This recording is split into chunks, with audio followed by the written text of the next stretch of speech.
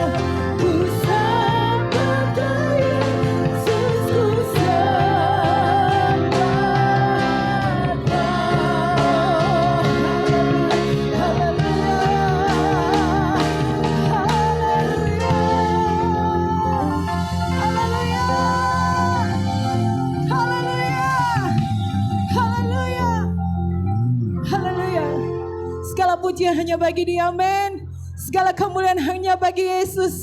Dia adalah kekuatan di dalam kehidupan kita. Dia adalah sumber kekuatan dalam hidup kita. Katakan di hadapannya, Yesus kau kekuatan di hidupku, akan gentar langkahku. Yes, kau angkat tanganku di saat ku jatuh.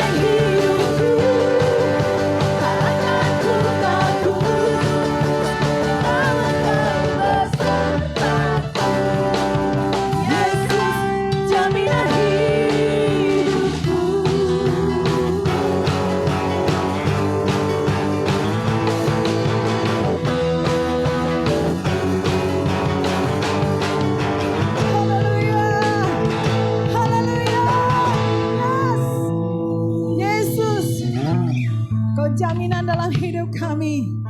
Yesus, berjalan bersama denganmu Tuhan, aman dalam hidup kami Tuhan. Tidak ada yang perlu kami khawatirkan. Badai sebesar apapun kami tidak akan khawatir. Hanya Engkaulah satu-satunya pribadi yang kami andalkan. Hanya Engkau Yesus, kami kuat, kami bisa jalani semua. Karena Yesus beserta dengan kami. Terima kasih Tuhan. Kau Allah yang setia. Waktumu selalu yang terbaik. Engkau Tuhan yang setia. Waktumu selalu yang terbaik.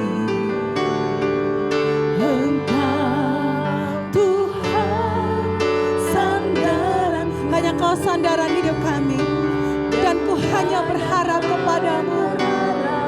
Amin. Katakan satu-satunya, satu-satunya yang ku andalkan, satu-satunya yang ku percaya. Engkau sumber kekuatan, sumber pengharapan.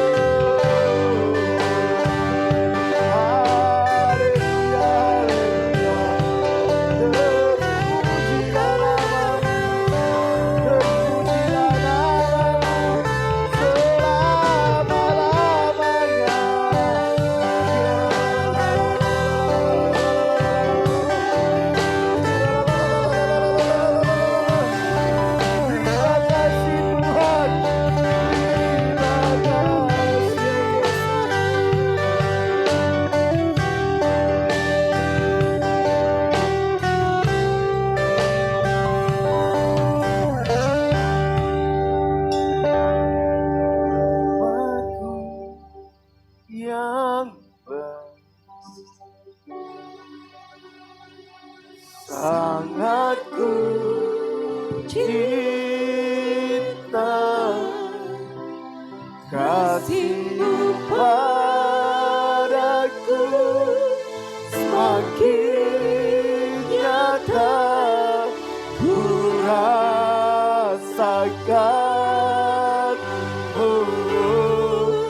Kaulah Bapakku yang baik. Panggil dia Bapa.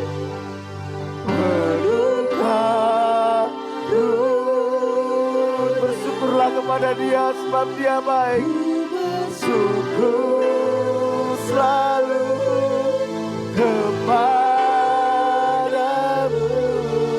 Bapa, Bapakku yang baik. Oh, Bapakku yang baik, sangat ku cinta kasih-Mu padaku makin nyata ku rasakan. Kaulah Bapakku yang baik. Berduka runya ku bersyukur selalu kepadamu Bapakku, bersyukur selalu. Ku bersyukur selalu kepadamu Bapakku, bersyukur selalu. Ku bersyukur selalu kepadamu Bapa. Terima kasih buat kasih setiamu dalam hidup kami. Kalau kami ada sampai saat ini itu semua karena anugerah Tuhan. Bukan karena hebat, kuat, gagah kami. Bukan karena kebaikan kami. Bahkan bukan karena kesetiaan kami.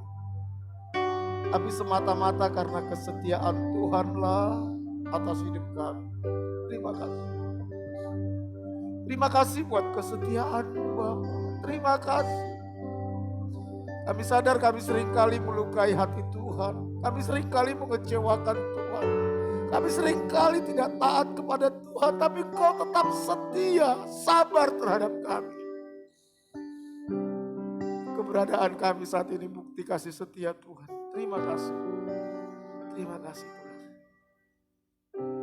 Kami percaya Kau akan teruskan karya-Mu dalam hidup kami. Kelemahan-kelemahan kami tidak mampu menghalangi kasih setia Tuhan dalam hidup kami. Tidak mampu. Terima kasih Tuhan. Berbicara Engkau. Berbicara Engkau di tengah-tengah umat-Mu. Nyatakan isi hati-Mu Tuhan. Buka rahasia firman-Mu bagi kami. Buat kami mengerti kebenaran-Mu sampai kebenaran itu memerdekakan kami. Urapi hamba-Mu. Urapi setiap kami. Lawat juga anak-anak sekolah minggu. Berbicara lewat guru sekolah minggu. Urapi guru sekolah minggu. Buat anak-anak bisa mengerti kebenaran-Mu Tuhan. Buat anak-anak bisa mengerti kebenaran-Mu. Segala pekerjaan setan, kuasa kegelapan, roh teritorial tipu daya iblis kami ikat, kami tawan. Kami perintahkan keluar dari tempat ini di dalam nama Yesus. Terpujilah Engkau. Kami sambut firman-Mu dalam nama Tuhan Yesus. Haleluya. Amin. Silakan duduk Bapak Ibu Saudara. Shalom. Ya, puji nama Tuhan. Kita masih bisa berkumpul bersama, beribadah.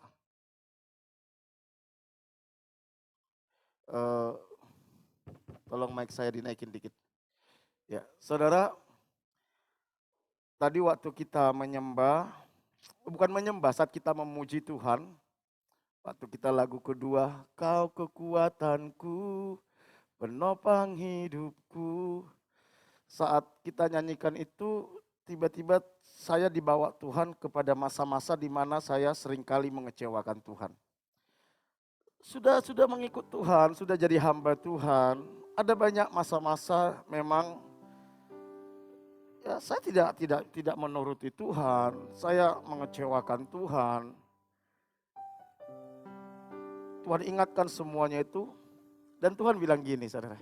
Tuhan bilang gini pada saya secara pribadi. Dan saya percaya ini pesan Tuhan bagi jemaat. Kamu tahu, kamu ada saat ini, aku masih pakai kamu. Aku masih lindungi kamu, aku masih jagai kamu. Bukan karena kamu.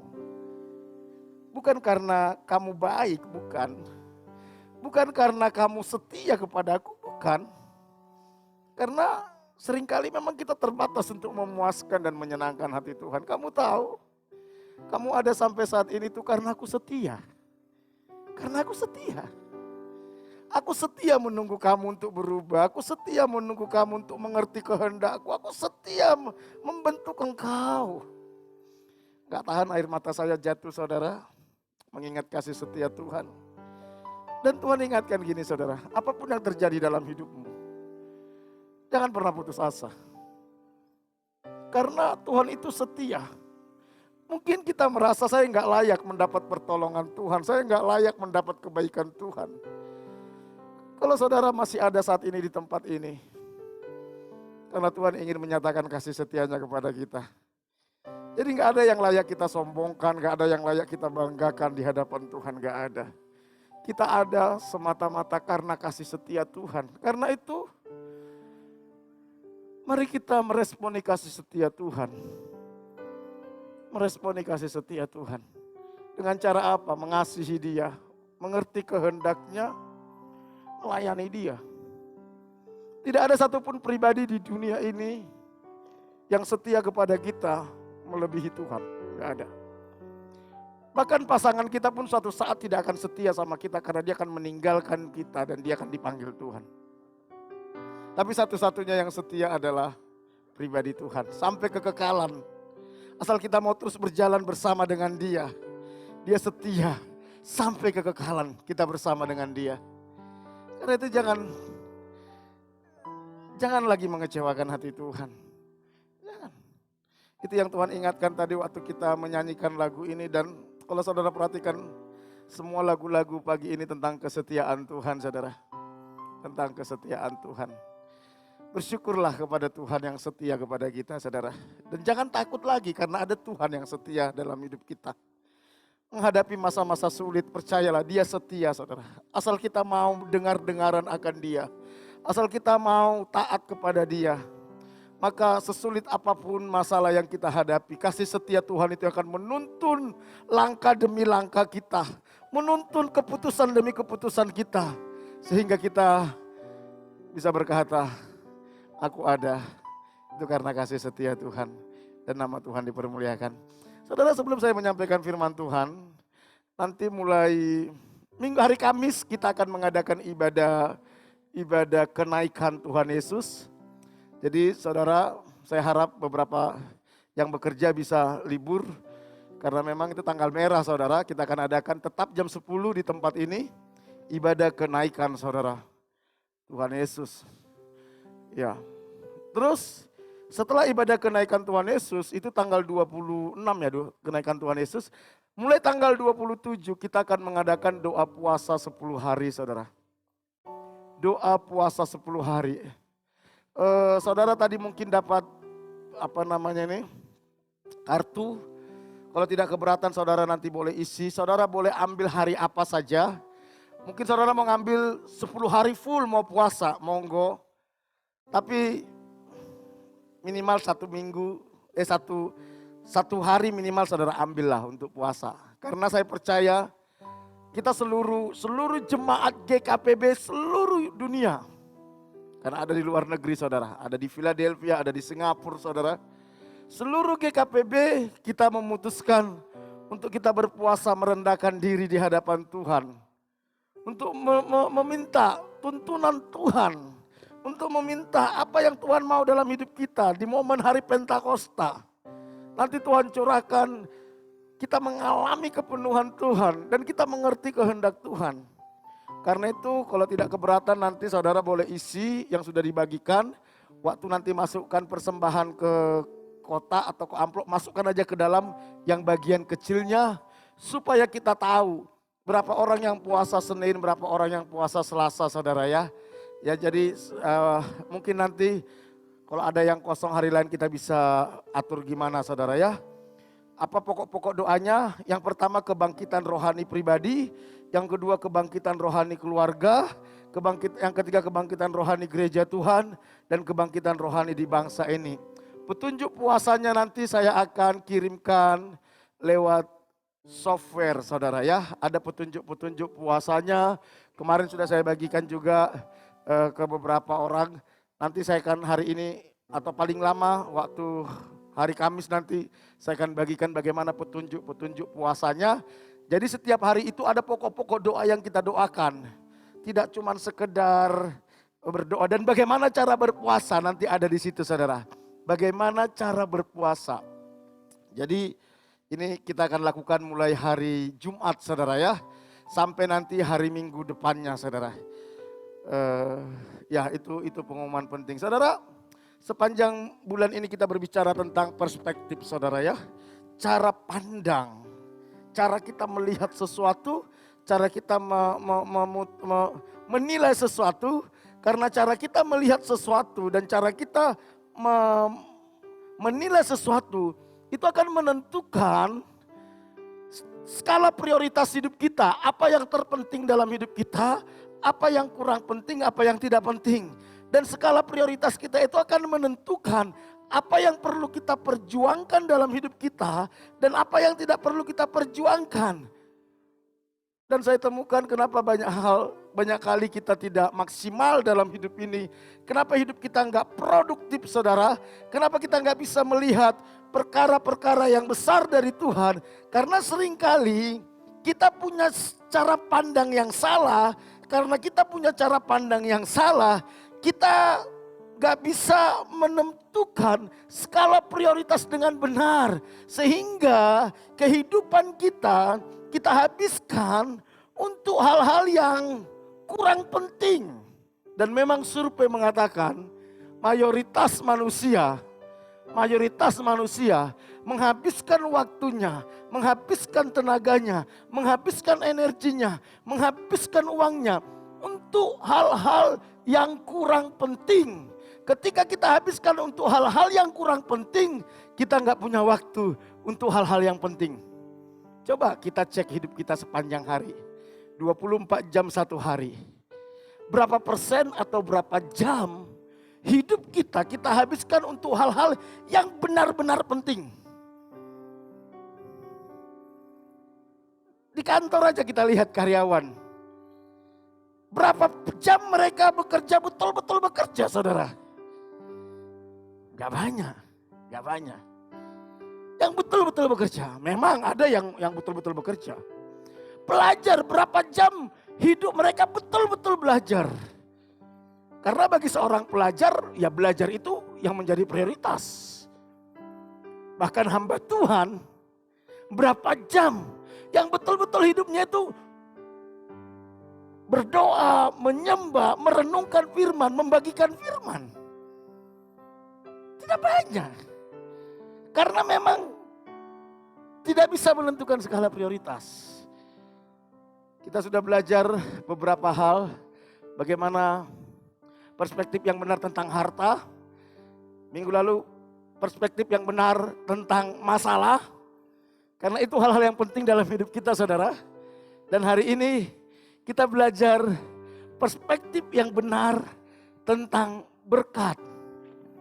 Berkat. Dan saya percaya tidak sedikit orang punya perspektif yang salah tentang berkat saudara.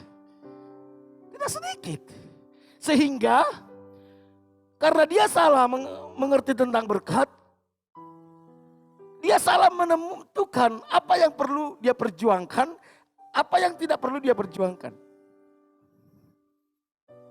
Kita baca dalam Kejadian pasal 12 ayat 1 sampai 3. Kejadian 12 ayat 1 sampai 3 saya akan bacakan bagi kita semua. Berfirmanlah Tuhan kepada Abram. Ingat Abram ini menjadi akar dari iman kita ya. Abraham ini merupakan akar dari iman orang Israel. Dan orang Israel ini merupakan akar dari iman orang Kristen. Makanya Abraham itu disebut bapak orang beriman. Jadi kalau saudara belajar tentang iman, belajar dari Abraham. Jangan belajar dari tokoh-tokoh yang ada saat ini. Karena apa saudara? Karena seringkali saya temukan ketika orang berbicara tentang imannya saudara. Cara dia mengaplikasikan iman itu tentu tidak sama dengan orang lain. Bahkan tidak sama dengan kita. Setiap kita punya cara tersendiri mengaplikasikan iman. Cara Benny Hinn mengaplikasikan iman. Dengan cara Pak Yeremia mengaplikasikan iman. Tentu tidak sama karena Tuhan punya cara tersendiri bagi mereka. Tetapi kalau kita mau belajar tentang iman, kita harus belajar dari Abraham. Iman Abrahamlah yang pertama kali berkenan. Makanya Abraham disebut bapak orang beriman. Kalau kita gak mengerti iman Abraham, maka kita seringkali salah di dalam mendefinisikan iman. Makanya tidak jarang kita temukan orang berkata gini, kalau kamu lihat rumah mewah, wow, kamu harus beriman. Kamu berdoa beriman miliki rumah seperti itu. Itu bukan iman saudara. Kalau kamu misalnya lihat mobil, waduh kamu pingin punya mobil. Doakan dan imani kamu punya mobil. Iman itu bukan seperti itu. Walaupun banyak orang-orang yang punya iman seperti itu. Saya ambil contoh. Yonggi Cho pernah menulis dalam buku Dimensi Keempat. Ketika dia pingin sesuatu, dia gambar itu saudara. Dia doakan, dia tumpang tangan. Memang Tuhan kasih, tidak salah. Tuhan mungkin membuat cara dia mempraktekkan iman seperti itu. Tetapi itu bukan prinsipnya. Itu cuman prakteknya. Ada prinsip. Nah kalau kita mau belajar prinsip, belajar dari Abraham. Karena dia bapak orang beriman. Tadinya saya bergumul ingin membawa tentang perspektif yang benar tentang iman hari ini saudara. Tadinya. Tapi ketika saya bergumul Tuhan bilang bawa tentang berkat. Karena iman juga, ya saya berharap satu saat saya bisa bagikan tentang hal ini. Oke, Kejadian 12 ayat 1 sampai 3. Berfirmanlah Tuhan kepada Abram, pergilah dari negerimu dan dari sanak saudaramu dan dari rumahmu, dari rumah bapamu ke negeri, perhatikan ini, ke negeri yang akan kutunjukkan kepadamu. Tuhan tidak kasih tahu dia mau ke negeri mana. Coba Mas Eko yang orang yang sangat kaya, tiba-tiba Tuhan bilang, Mas Eko keluar dari Tulungagung, sangat kaya, bukan orang miskin. Abraham sangat kaya.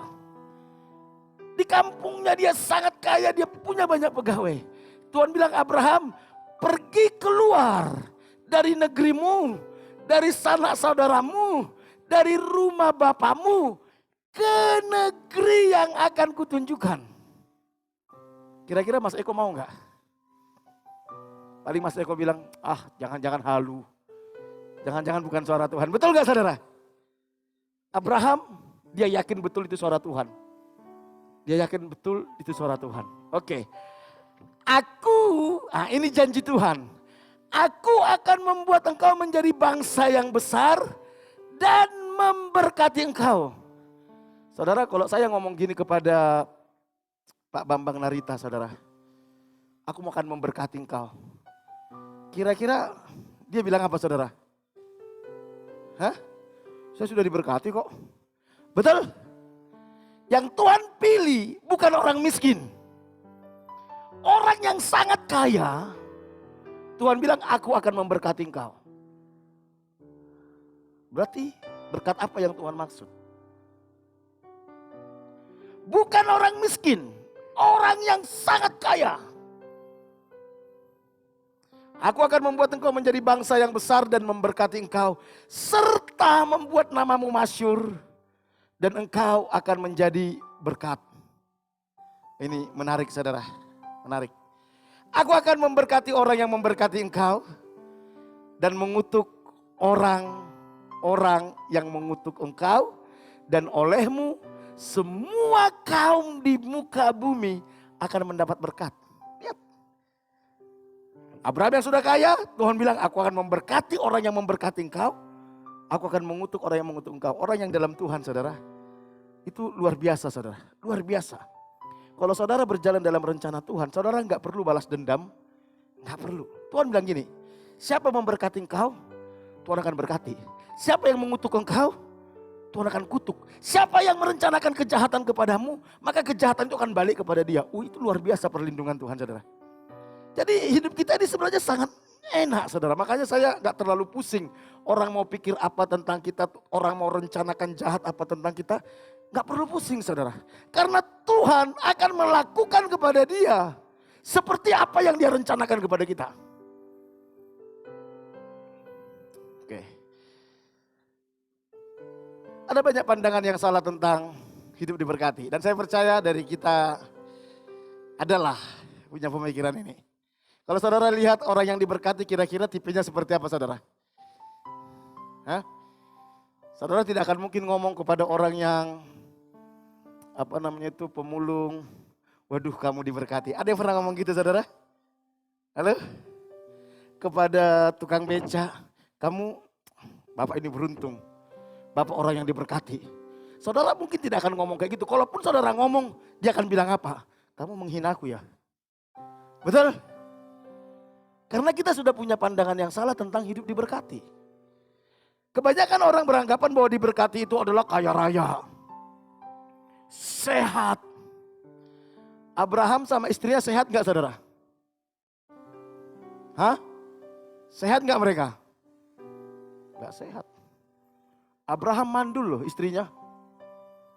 Wanita mandul itu sehat gak saudara? Terkutuk.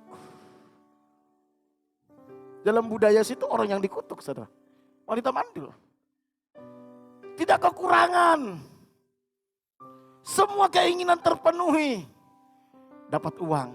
Jadi kalau biasanya orang kalau lagi dapat uang gitu ya. Biasanya merohanikannya bilang apa? Puji Tuhan hari ini aku dapat berkat. Betul? Tapi kalau ada masalah tiba-tiba ada gak orang bilang puji Tuhan hari ini aku dapat. Hah? Tiba-tiba seperti bapak yang punya kuda yang di desa. Anaknya jatuh kecelakaan. Ditimpa kuda, dibanting sama kuda sampai patah kakinya harus diamputasi. Apakah ada orang bilang, puji Tuhan hari ini aku diberkati Tuhan dengan anakku puntung kakinya. Ada? Gak ada. Karena dalam orientasi kita ya dapat berkat, ya dapat uang, dapat proyek. Betul gak saudara? Ini pandangan kita semua. Dan ini merasuk sampai ke gereja. Sampai ada seorang hamba Tuhan bilang gini, kalau ada seorang hamba Tuhan sudah melayani lebih dari 10 tahun, tapi dia tetap naik sepeda pancal atau tetap naik sepeda motor, itu pendeta gak diberkati katanya. Wow, gak diberkati. Harusnya hamba Tuhan itu harus punya mobil, ya minimal ya mobil kijang lah. Saya sempat berdebat dengan hal ini. Karena alasan dia, Yesus itu diberkati dia bilang. Mana ada kendaraan Yesus? Yesus kemana-mana jalan kaki. Yesus dia pernah naik keledai katanya. Zaman Yesus, keledai itu kendaraan paling mahal. Ingat, Yesus naik keledai cuma 1 kali. Kapan saudara? Saat dia mau masuk ke Yerusalem dan itu mau disalibkan saudara. Detik-detik dia mau disalibkan baru dia naik keledai. Itu pun keledai pinjaman. Bukan milik sendiri saudara. Jadi kalau saudara tidak punya mobil, tidak punya ini, tidak punya itu. Jangan berpikir saudara tidak diberkati Tuhan, amin. Jangan berpikir itu.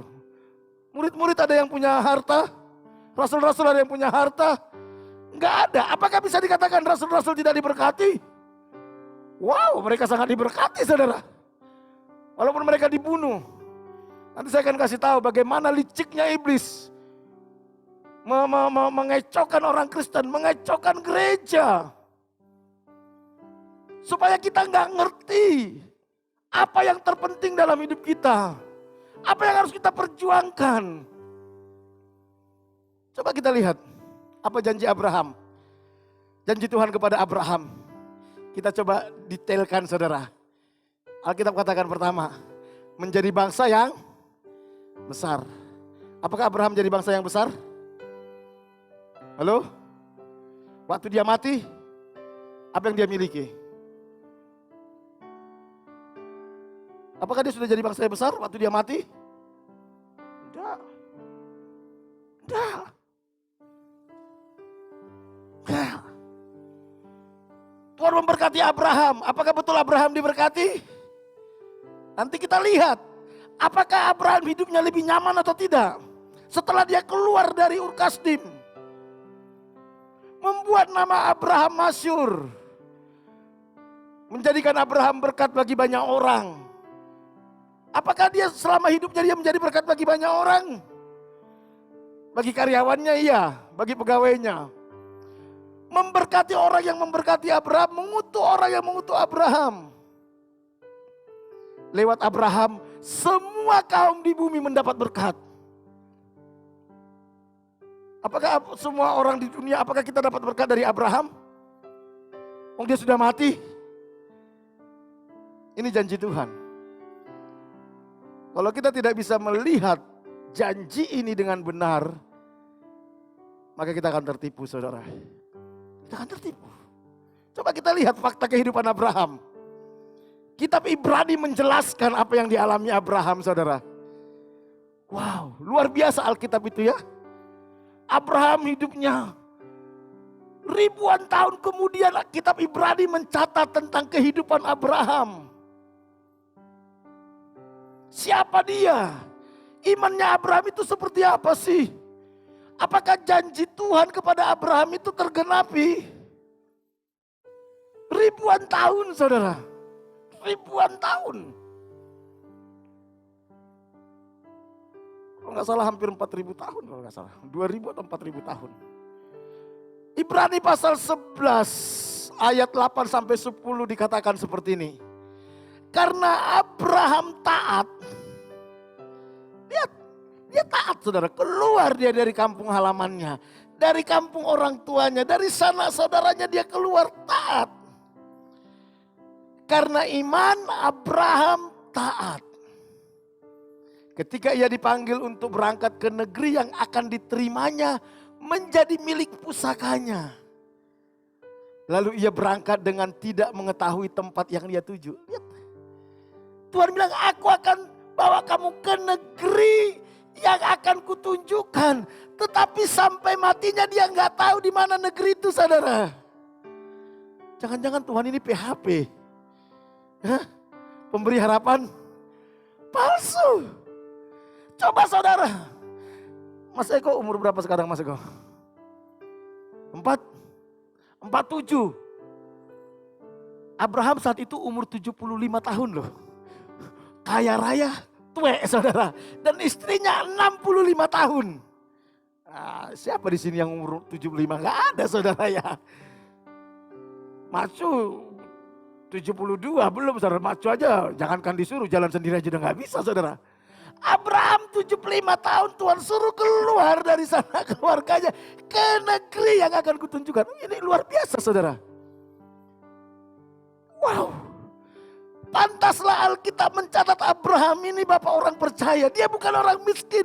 Dia bukan pengangguran yang butuh pekerjaan. Dia sudah punya pekerjaan. Dia punya relasi. Dia punya sahabat. Dia punya keluarga. Dia punya orang-orang yang mencintai dia. Keluar katanya.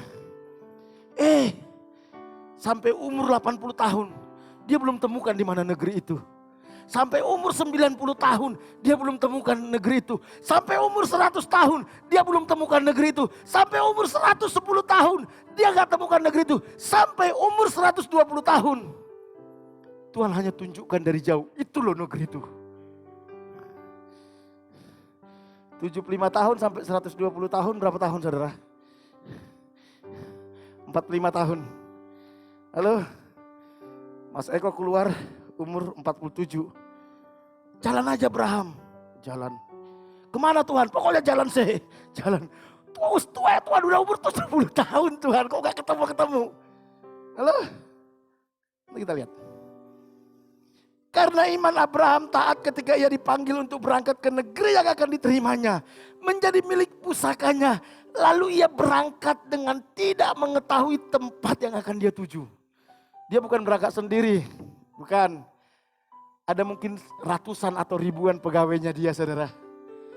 Halo? Memang dia sama keponakannya. Ingat siapa keponakannya? Lot. Lot juga sangat kaya. Abraham sangat kaya. Satu saat pegawainya Lot dan pegawainya Abraham ribut. Rebutan apa? Rebutan lahan. Karena terlalu banyak ternak mereka, saudara. Akhirnya Abraham bilang, kalau kamu ke timur aku ke barat. Kalau kamu ke barat aku ke timur. Akhirnya Lot memilih apa? Sodom, daerah Sodom dan Gomora. Yang akhirnya dihancurkan Tuhan Sodom dan Gomora. Cara pandangnya Lot salah. Sampai akhirnya istrinya Lot menjadi tiang garam. Nanti ada pembahasan khusus di situ. Abraham, dia sadar nasibnya di tangan Tuhan. Memang saat itu Lot melihat itu tanah yang subur. Itu ada mata airnya. Dia pikir kalau saya ke sana saya pasti sejahtera. Dia nggak peduli bahwa kehidupan di sana penuh dengan kemaksiatan. Karena iman, ia diam di tanah yang dijanjikan itu. Seolah-olah di suatu tanah asing. Dan di situ dia tinggal di mana, saudara? Tinggal di mana, saudara? Halo? Abraham tinggal di kemah. Orang kaya tinggal di kemah. Ngeri gak, saudara? Kenapa dia harus tinggal di kemah? Karena dia menuju tanah itu. Dia tinggal di situ mungkin 2 bulan. Abraham, minggat saudara. Mau bangun rumah, no. Minggat lagi, ya udahlah buat tenda aja lah. Saudara mau kayak gitu? Orang kaya tidur jadi kemah. Bukan gak bisa beli rumah. Bukan gak bisa punya fasilitas. Tapi demi ketaatan kepada kehendak Tuhan. Karena iman Abraham diam di tanah yang dijanjikan itu seolah-olah di suatu tanah asing. Dan di situ ia tinggal di kemah dengan Ishak dan Yakub, saudara. Yang turut menjadi ahli waris janji yang satu itu. Sebab ia apa, saudara? Menanti-nantikan kota yang mempunyai dasar, yang direncanakan dan dibangun Allah. Dia gak mau bangun rumah. Karena apa? Dia mau tinggal di rumah yang dibangun Allah. Sebuah kota yang dibangun Allah.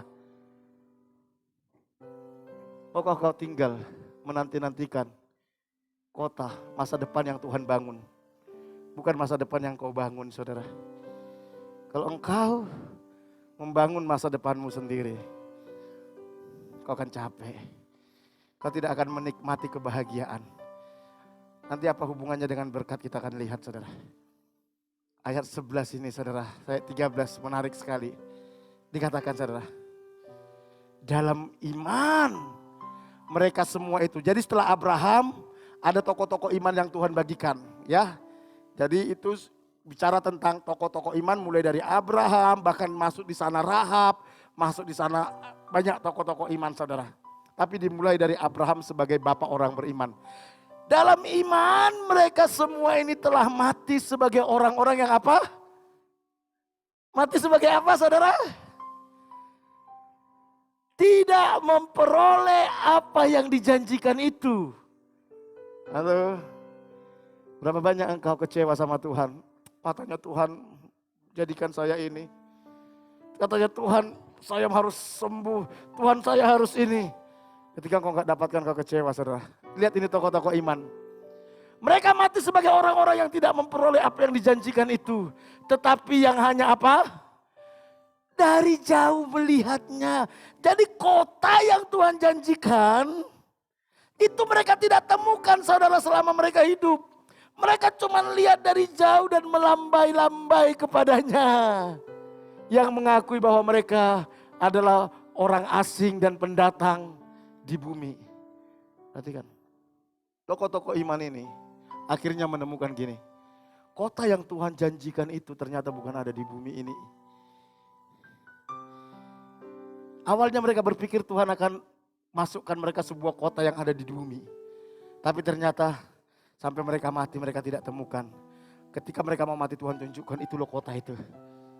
Dan mereka melamba-lambaikan kota itu saudara. Sebab mereka yang berkata demikian menyatakan bahwa mereka dengan rindu mencari suatu tanah air. Apa yang mereka rindukan saudara? Dan kalau sekiranya dalam hal itu mereka ingat akan tanah asal yang telah mereka tinggalkan, maka mereka cukup mempunyai kesempatan untuk pulang. Perhatikan, ketika mereka berjalan saudara di dalam rencana Tuhan, mereka tunggu setahun, 2 tahun, 10 tahun, gak ketemu kota itu. Alkitab katakan mereka punya kesempatan kembali. Abraham punya kesempatan kembali ke kampung halamannya, ke Ur Kasdim, tapi dia gak mau lakukan. Mungkin kau hari-hari ini kecewa. Kau ingin kembali ke masa lalumu saudara. Jangan. Jangan. Berapa banyak dari kita ingin kembali ke masa lalu kita. Oh udahlah, gak Tuhan-Tuhanan, gak gereja-gerejaan, gak pelayanan-pelayanan. Saya mau kasih tahu kau masuk dalam perangkap iblis. Kau bilang, Tuhan itu cuma PHP, janji doang. Buktinya hidupku seperti ini, hidupku gak diberkati. Orang Pasik diberkati, saya melayani Tuhan gak diberkati. Hey. Kau masuk dalam perangkap iblis. Abraham pun akhirnya menemukan. Dikatakan ayat 16. Tetapi sekarang mereka merindukan sampai satu titik. Mereka merindukan tanah air yang lebih baik. Yaitu satu tanah air surgawi. Sebab itu Allah tidak malu disebut Allah mereka. Karena Ia telah mempersiapkan sebuah kota bagi mereka. Wah, akhirnya mereka tahu, oh ternyata hidup yang diberkati. Bukan kota Tulung Agung yang saya harus tuju. Bukan kota Surabaya yang harus saya tuju. Tetapi ada Yerusalem baru. Sehingga Bapa gak malu mengakui mereka. Sejauh mana saudara rindu rumah Bapa di surga? Melebihi saudara merindukan semua yang ada di bumi ini saudara. Itulah iman. Itulah iman. Tuhan berjanji kepada Abraham. Dia akan menjadi berkat. Dia diberkati. Lihat sampai matinya. Hidupnya cuma gitu aja. Loh mana dia janjinya diberkati. Mana janjinya dia menjadi berkat bagi semua bangsa. Ini akan kita pelajari saudara. Mana janjinya. Tahu juga dia mati dan dia gak lihat apa-apa. Definisi berkat menurut firman Tuhan. Tadi ada pandangan yang salah tentang berkat.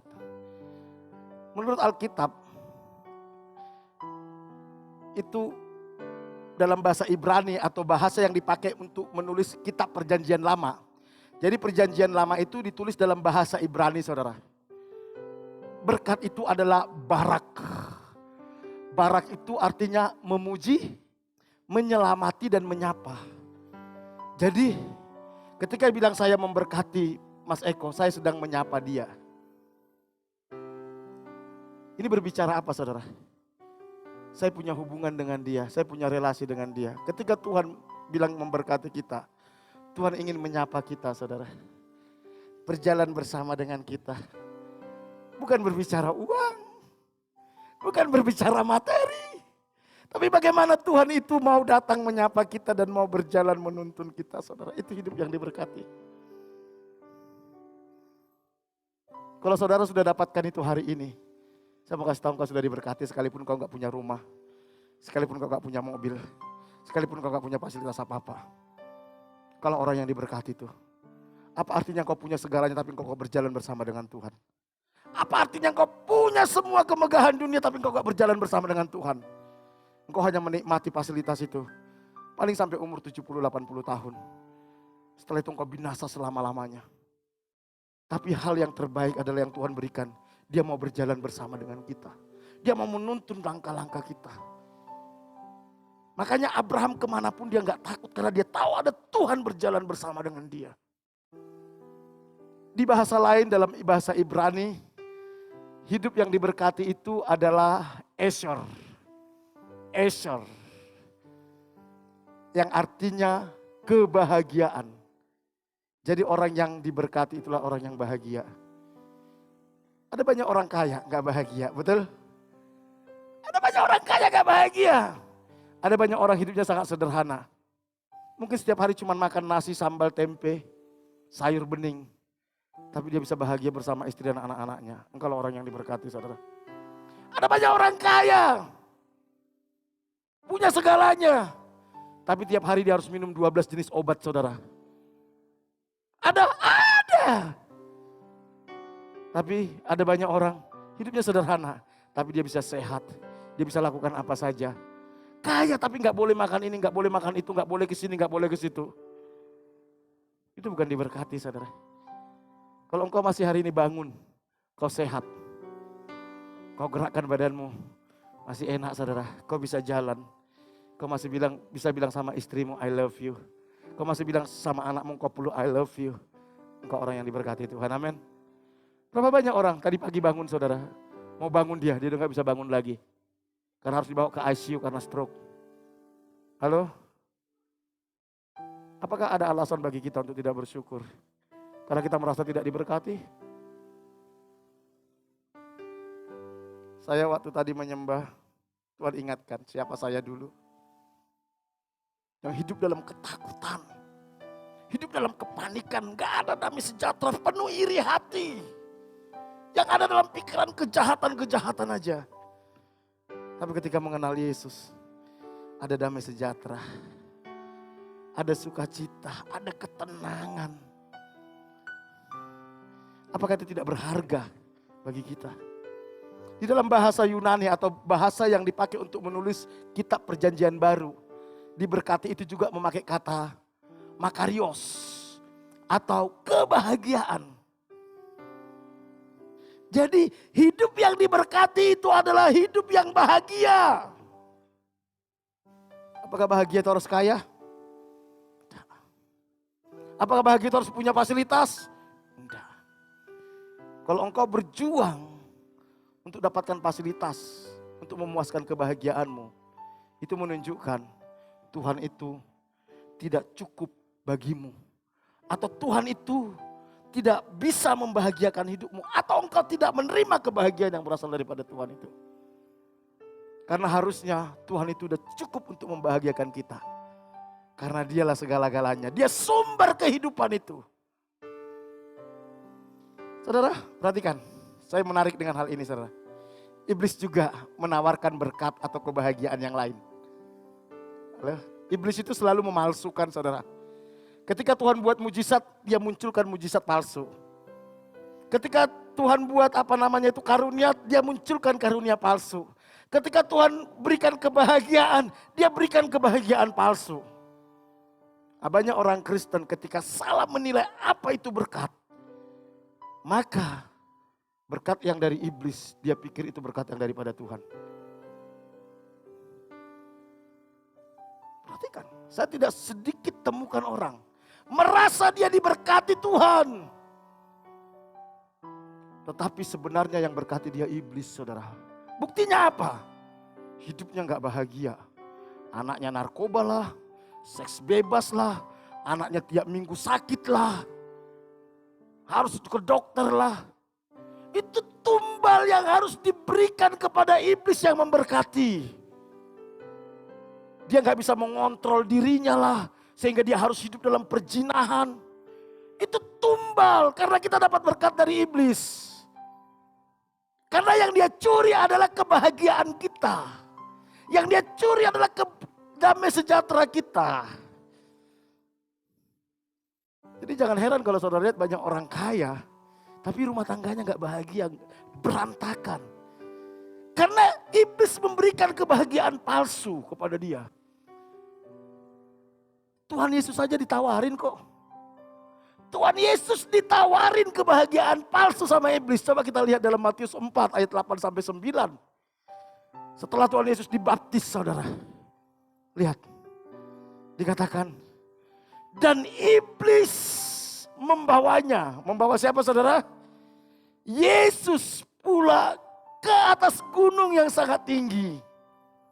dan memperlihatkan kepadanya semua kerajaan dunia dan kemegahannya. Lihat, yang ditawarkan iblis adalah kerajaan dunia dan kemegahannya. Dan berkata kepadanya, semua itu akan kuberikan kepadamu jika engkau sujud menyembah aku. Iblis itu gak pusing saudara, mau kaya mau miskin dia gak pusing saudara. Gak keberatan dia ngasih kita kekayaan. Gak keberatan. Yang penting hidupmu gak bahagia dan kau binasa di kekekalan saudara. Itu yang dia harapkan. Goal utama dia supaya kita dibinasakan di kekekalan. Bagi dia memberi uang, memberi berkat itu gak masalah. Terus apa buktinya? Apa tandanya? Kalau berkat yang kita miliki itu bukan dari Tuhan. Simple saudara. Kalau berkat itu membuat engkau semakin jauh dari Tuhan. Berkat itu pasti bukan dari Tuhan. Kalau berkat itu membuat engkau semakin sombong dan semakin arogan. Pasti berkat itu bukan dari Tuhan. Kalau berkat itu membuat engkau tidak punya waktu lagi untuk melayani Tuhan. Tidak punya waktu lagi untuk beribadah. Nggak punya waktu lagi untuk mengasihi keluarga. Pasti berkat itu bukan dari Tuhan. Karena segala sesuatu yang dari Tuhan itu membawa kita semakin melekat kepada Tuhan. Semakin menghormati Tuhan. Semakin rendah hati. Semakin mengasihi. Jadi kita harus hati-hati saudara. Makanya kalau saya lihat orang kaya saudara ya. Saya lihat orang ini. Apa namanya itu? Sorry. Ketarik saudara. Kabelnya. Kalau saya lihat orang kaya. Saya lihat orang ini semakin arogan, semakin gak cinta Tuhan, semakin semua bisa dibeli dengan uang. Saya mulai mundur dari orang ini, saudara. Mundur. Tapi kalau dia semakin kaya, semakin cinta Tuhan, semakin mengasihi Tuhan, semakin mengasihi orang lain. Wah, ini pasti dari Tuhan. Itu aja cirinya. Cirinya. Oke. Karena iblis bisa tawarkan semuanya itu. Definisi berkat menurut firman Tuhan. Sudah saya bahas tadi, barak menyapa kebahagiaan. Nah, iblis menawarkan berkat atau kebahagiaan. Apa yang ditawarkan dia? Dunia dan kemegahannya. Makanya 1 Yohanes 15, 1 Yohanes 2 ayat 15 dikatakan, jangan kamu mengasihi dunia ini dan segala yang ada di dalamnya. Sebab kalau engkau mengasihi dunia ini, kasih Bapa tidak ada dalam orang itu. Segala yang ada dalam dunia ini bukan berasal dari Bapa. Apa yang berasal dari dunia ini? Keinginan daging, keinginan mata, dan keangkuhan hidup. Dan semua berkat yang dari iblis, perhatikan, semua berkat yang dari iblis, itu akan dipakai untuk memuaskan keinginan daging, keinginan mata, dan keangkuhan hidup. Karena dia ingin dipuja, ingin disanjung. Karena iblis merepresentasikan dirinya lewat orang ini. Oke. Tuhan Yesus pernah menegur orang gini saudara. Tuhan Yesus gini. Satu saat kan setelah Tuhan Yesus ngasih makan 5.000 orang dengan 5 roti dan 2 ikan. Terus Yesus kan pergi ke satu tempat. Dan orang-orang mencari dia saudara. Mencari dia. Ketika orang banyak menemukan Yesus di seberang laut itu. Mereka berkata kepadanya, Rabi, bila mana engkau tiba di sini? Kapan engkau tiba di sini? Katanya saudara. Yesus menjawab mereka, aku berkata kepadamu, sesungguhnya kamu mencari aku bukan karena kamu telah melihat tanda-tanda, melainkan karena kamu telah makan roti dan kamu kenyang. Bekerjalah bukan untuk makanan yang dapat binasa, melainkan untuk makanan yang bertahan sampai kepada hidup yang kekal, yang akan diberikan anak manusia kepadamu. Sebab dialah yang disahkan oleh Bapa Allah dengan materainya. Saudara, ketika orang-orang datang mencari Yesus, Alkitab katakan gini, semua mujizat yang Tuhan lakukan itu bukan tujuan. Ada banyak pendeta mengajarkan Yesus itu penyembuh, Yesus memberkati, itu betul. But itu bukan tujuan, itu hanya tanda. Karena memang saat itu saudara, untuk bisa menyatakan bahwa membuktikan atau mensiarkan, memberitakan bahwa Yesus itu benar-benar Tuhan, dia harus membuat sesuatu yang orang lain gak bisa buat, yang nabi-nabi gak bisa buat. Apa itu? Mujizat. Alkitab katakan kamu harus melihat tanda itu. Bukan mujizatnya, mujizat itu cuma tanda, petunjuk arah. Kalau saudara sedang berjalan saudara, kapan hari kami ke Jurang Senggani, mau ke air terjun saudara. Kami jalan ada petunjuk arah saudara, ada petunjuk arah, ada petunjuk arah. Kami ikuti petunjuk arah. Sampai satu titik kami gak melihat petunjuk arah itu lagi saudara. Kami bingung, kami mundur balik. Mujizat itu cuma petunjuk arah. Petunjuk arah bahwa ada jalan keselamatan yaitu Yesus Kristus. Tujuannya harus Yesus. Bukan tanda itu, bukan mujizat. Itu yang Tuhan tegur kepada mereka. Kamu datang sama aku bukan karena melihat tanda. Tapi karena kamu makan roti, kamu lihat mujizat. Harusnya mujizat itu cuma tanda memberitahu kepadamu bahwa aku ini Tuhan, aku juru selamat. Kamu harus memakan dagingku dan minum darahku. Itu berbicara persekutuan dengan Yesus. Banyak orang hanya mencari mujizat Yesus, bukan pribadi Yesus. Itu yang dikecam di sini saudara. Bukankah itu juga yang dialami oleh rasul-rasul sebelum mereka kepenuhan Roh Kudus? Makanya ketika Yesus mau disalibkan, rasul-rasul berdebat. Yohanes sama Petrus, guru nanti kalau engkau datang sebagai raja, aku satu di sebelah kanan, satu sebelah kiri ya. Jangan lupa, jangan lupa. Aku udah mendampingi engkau lo lama lo, 3,5 tahun. Ingat lo ya. Karena mereka pikir bahwa Yesus itu raja di dunia. Orientasi mereka dunia. Mengikuti Yesus orientasi dunia. Tapi ketika mereka dipenuhi Roh Kudus, Tuhan bukakan kebenaran bagi mereka. Mereka udah gak tertarik lagi dengan dunia ini. Bahkan ketika mereka dibunuh pun udah gak penting bagi mereka. Monggo silakan. Kalau itu demi Injil, demi kerajaan Allah, saya gak takut kata mereka. Harta tidak lagi penting bagi mereka. Dunia tidak penting lagi mereka. Kekristenan harus sampai di level ini saudara. Kalau sudah sampai di level ini, engkau tidak lagi lebay. Waduh kok saya gak diberkati ya. Kalau saya gak ditolong ya. Kok saya gak sembuh ya. Akhirnya saudara ciut imannya. Lemah imannya. Tapi saudara tahu. Dunia ini hanyalah tempat sementara. Tujuan hidup saya adalah kekekalan. Yang penting saya diberkati Tuhan. Tuhan mau berjalan bersama dengan saya. Tuhan mau menuntun langkah-langkah saya. Sampai kepada kekekalan. Wow. Saya tahu pengajaran ini berat. Makanya ketika Tuhan Yesus bilang gini, kalau kamu gak minum darahku dan makan tubuhku, kamu gak layak. Kamu akan dapat bagian dalam kerajaan surga. Alkitab katakan, itu murid-murid, selain rasul-rasul, itu ninggalin Yesus. Ninggalin, terlalu berat ini bagi kami kata mereka. Tuhan tanya kepada murid-murid, kamu apakah tidak meninggalkan aku lagi? Petrus bilang apa? Kalau engkau roti hidup itu, kepada siapa kami harus mencari lagi? Maka saudara berkata, Tuhan, hanya Tuhan yang saya butuhkan. Itu persekutuan dengan tubuh dan darahmu. Persekutuan dengan pribadimu. Berjalan bersama dengan engkau. Itu sudah cukup bagiku. Karena itulah hidup yang diberkati itu. Amin. Dan kita tidak akan goyah. Kayaknya gak ada yang amin saudara. Amin. Jangan-jangan saudara bilang, waduh berat kali ikut Tuhan Yesus. Saudara kayak murid-murid yang lain saudara. Ketika saya mengerti ini saudara, saya bilang Tuhan, berat bagi saya menyampaikan ini. Saya butuh pergumulan untuk menyampaikan ini saudara. Jujur, saya butuh pergumulan. Karena sudah banyak perspektif yang salah tentang hidup yang diberkati. Sudah banyak. Itu udah susah nembusnya saudara.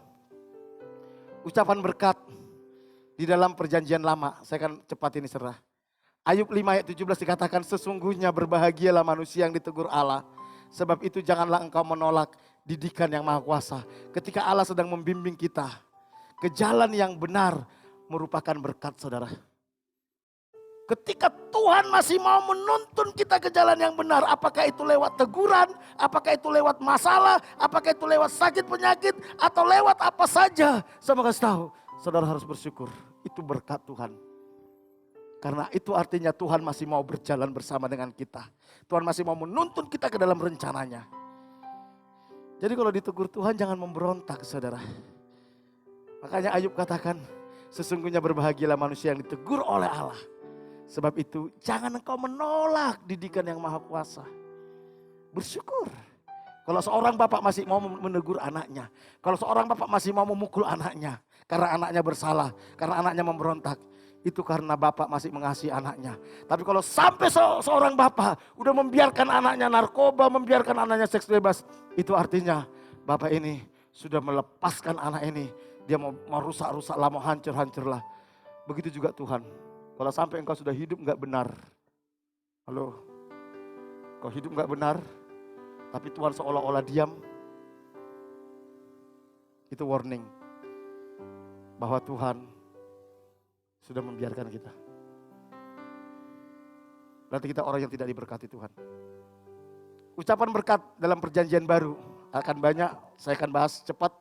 Kalau saudara baca nanti dalam khotbah di bukit, Matius 5 saudara. Berbahagialah orang yang miskin, berbahagialah orang yang berduka cita, berbahagialah orang yang dianiaya. Jadi yang disebut diberkati itu siapa saudara? Orang miskin. Siapa lagi? Orang yang berduka cita. Siapa lagi? Orang yang teraniaya. Kebalik ya. Kebalik ya. Dengan konsep berkat yang kita pandang selama ini. Yang kita pandang selama ini orang yang diberkati Tuhan itu orang yang apa? Miskin. Orang yang kaya. Orang yang apa? Yang hidup happy-happy. Orang apa? Yang hidupnya tenang-tenang gak mengalami aniaya. Tapi Tuhan bilang orang yang diberkati atau orang yang berbahagia. Itu orang yang miskin. Tentu miskin di hadapan Tuhan, bukan di hadapan manusia saudara. Saya lagi orang yang apa? Berduka cita karena kebenaran saudara. Karena apa? Berbagi orang yang dianiaya karena kebenaran. Nanti saudara pelajari itu. Yang kedua, ucapan berkat dalam perjanjian baru.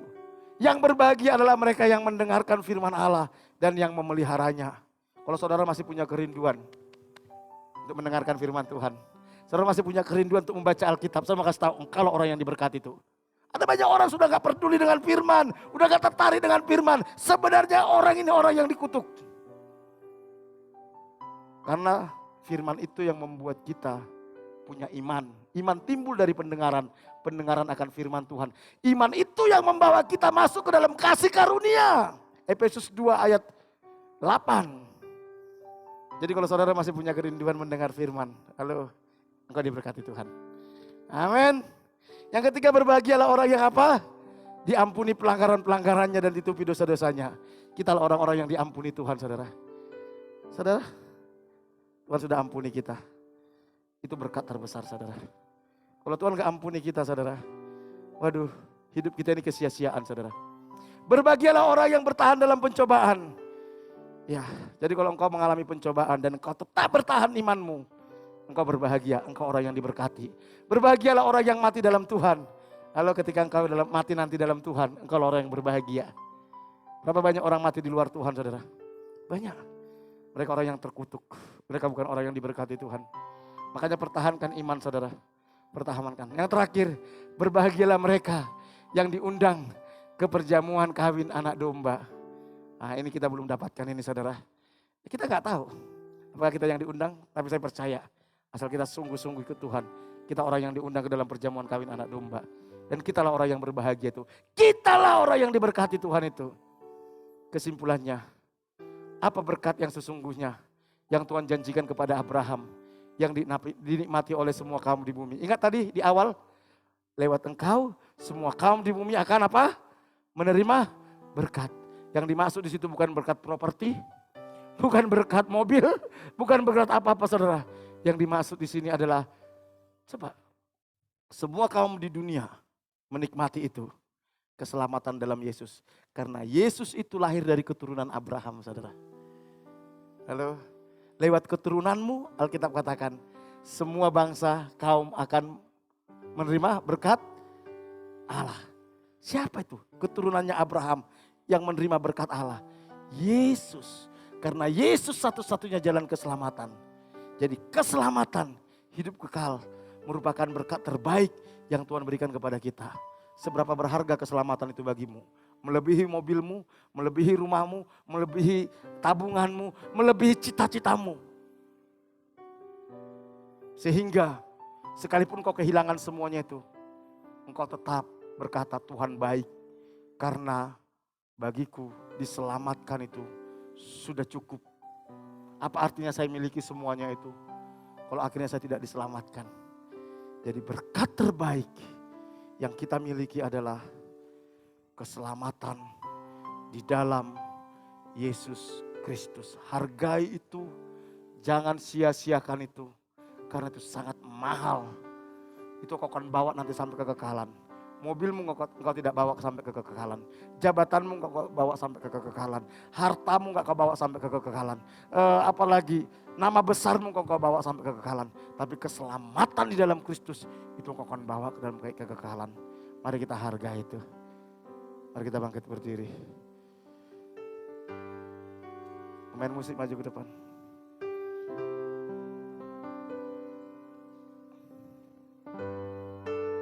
Ada satu ayat terakhir sebelum kita menyanyikan. Tolong tampilkan.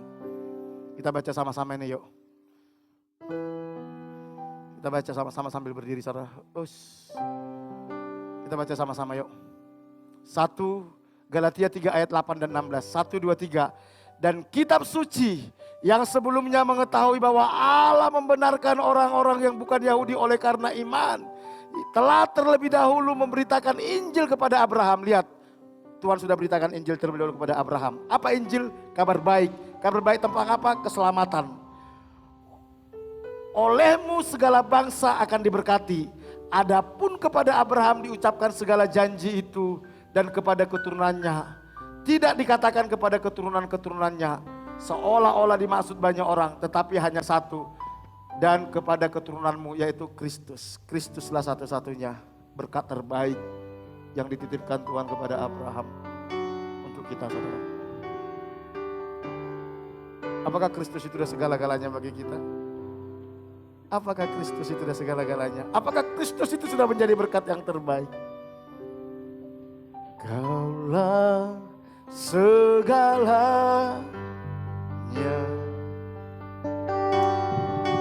di dalam hidup. Kerajaanmu Tuhan, kerajaanmu, kebenaranmu, itu bagian. Kaulah yang kupandang, kaulah yang kupandang.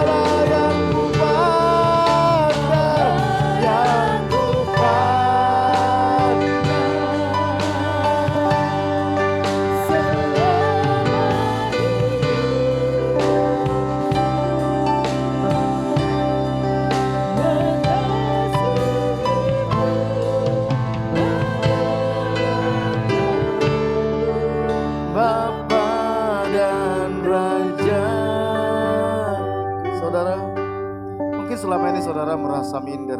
Kau berkata, Tuhan, aku ini kenapa nggak diberkati Tuhan? Sampai engkau iri dengan orang-orang fasik yang kelihatan hidup mereka lebih mujur dari hidupmu. Serasa mereka lebih diberkati. Seperti pemazmur pernah berkata, nyaris aku tergelincir karena melihat nasib orang fasik lebih mujur dari nasibku.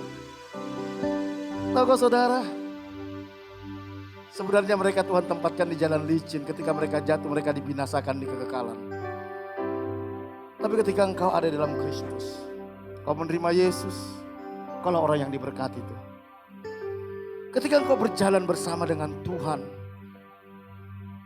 mungkin ada banyak masalah, tapi kau lihat bagaimana Tuhan menolong engkau tahap demi tahap. Tuhan menyatakan pribadinya. Engkau orang yang diberkati itu. Jangan berkecil hati.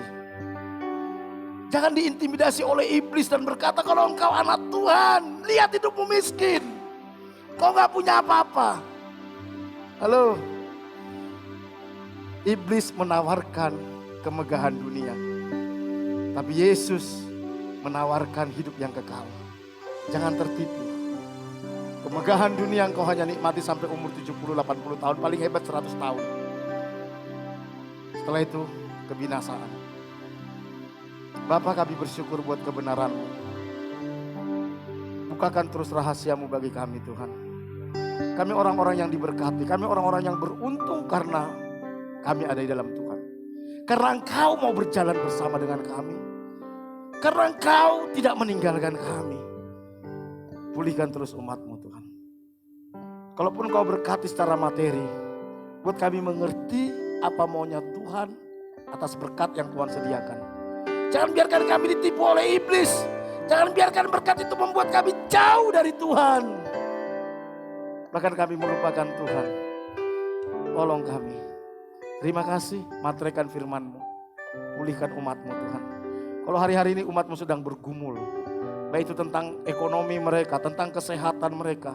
Bahkan tentang keluarga mereka. Kami percaya ketika Engkau berjalan dengan kami. Kau akan memulihkan semuanya itu Tuhan.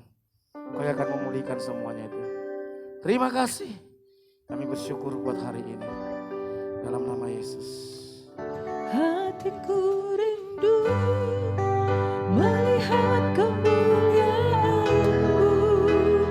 Hatiku rindu melihat curahan kuasa-Mu di kota tercinta, kotaku turun agung.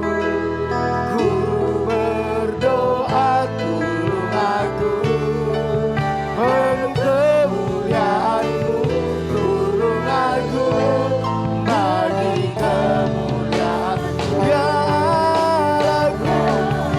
Allahku, nyatakan kemuliaan-Mu ya Allahku, nyatakan curahan kuasa-Mu di kota tercinta, kotaku turun agung.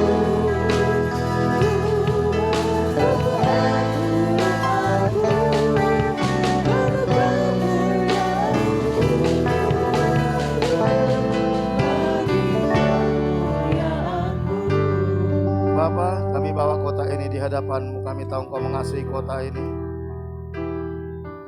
Seperti Abraham datang kepada Tuhan berdoa buat Sodom dan Gomora. Kami pun datang di hadapan Tuhan. Mewakili kota ini memohon anugerah Tuhan. Memohon belas kasihan Tuhan. Memohon anugerah keselamatan yang daripada-Mu turun atas kota ini. Sehingga Engkau tidak binasakan penduduk kota ini seperti Engkau membinasakan penduduk Sodom dan Gomora. Kasihani Tuhan. Curahkan hujan pertobatan, curahkan hujan keselamatan Roh Kudus. Jamah, celikan mata rohani penduduk kota ini untuk mereka bisa melihat keajaiban kasih karunia-Mu yang Kau sediakan dalam Kristus Yesus.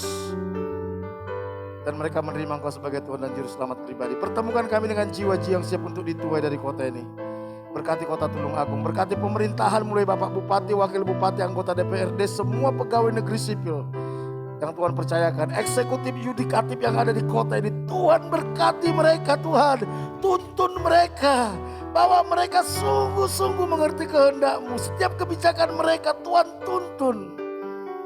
Segala rancangan-rancangan yang mereka buat yang tidak sesuai dengan kehendak-Mu Tuhan batalkan. Segala kecurangan-kecurangan yang ada di pemerintahan Tuhan bongkar dengan caranya Tuhan.